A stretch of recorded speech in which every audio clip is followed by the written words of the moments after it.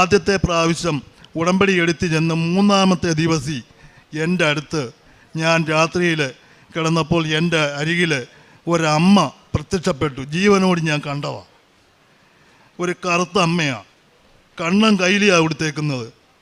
ചുമപ്പും മഞ്ഞയും വെളുപ്പും കൂടെ കലർന്നൊരു ബ്ലൗസാണ് ഇട്ടേക്കുന്നത്. മുടി അഴിഞ്ഞു കിടക്കുക.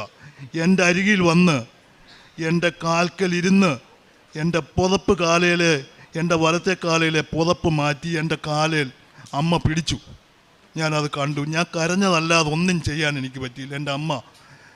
എൻ്റെ അമ്മ വന്ന് എന്നെ കണ്ടു. എനിക്ക് സുഖം പ്രാപിച്ചു. അന്ന് എനിക്ക് സുഖമായി.